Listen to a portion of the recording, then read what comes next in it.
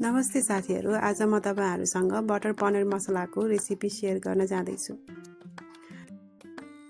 त्यसको लागि एउटा प्यान तताउने, त्यसमा 2 चम्चा तेल हाल्ने, एउटा प्याज हालेर भुट्ने,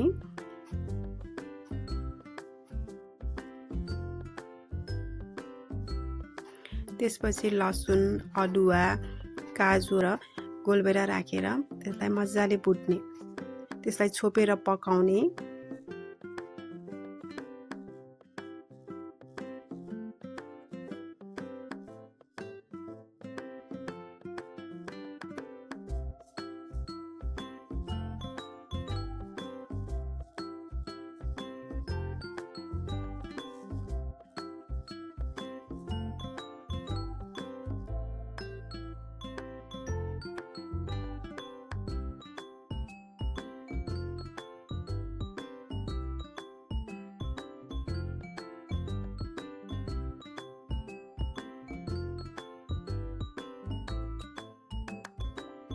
यसलाई एउटा भाँडामा निकालेर चिसो बनाएर ब्लेन्ड गर्ने।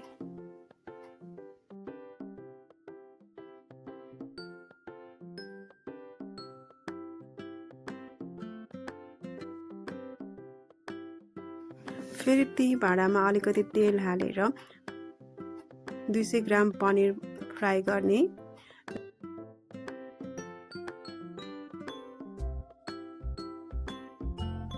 पनिर यतिको ब्राउन भइसकेपछि त्यसलाई एउटा भाँडामा निकाल्ने।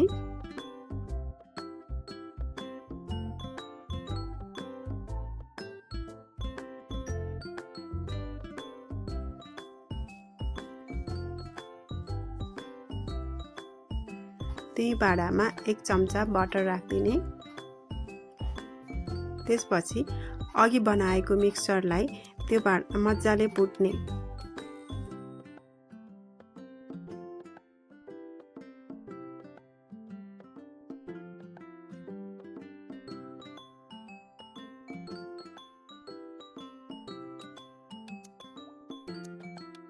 अब यसमा स्वाद अनुसार नुन हाल्ने, 1